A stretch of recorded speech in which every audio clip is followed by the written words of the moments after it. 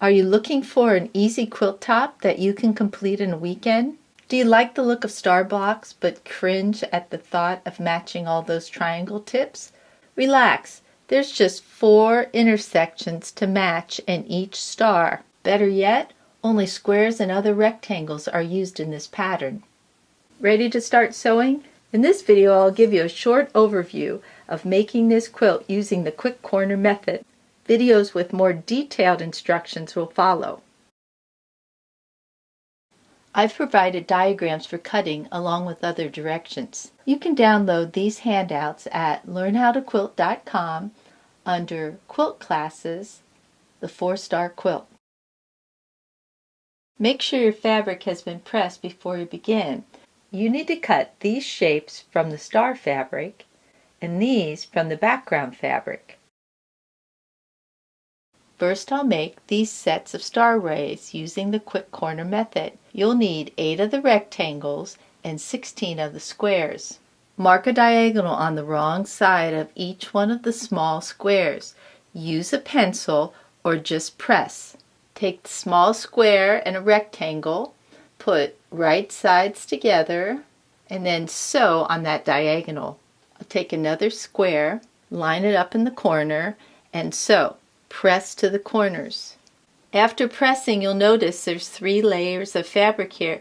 You may choose to have all 3 layers or choose to cut some out.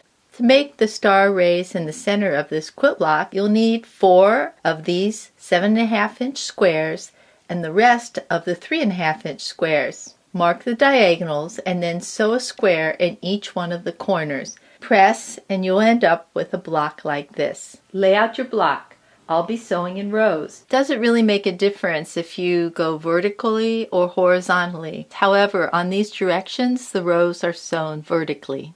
I start off by putting right sides together. I'll take these over to my sewing machine and sew with a 1/4-inch seam allowance.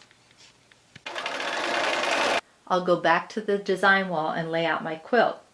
Put right sides together, take it to my sewing machine, and then sew. I'll continue in this manner until I have each row sewn together.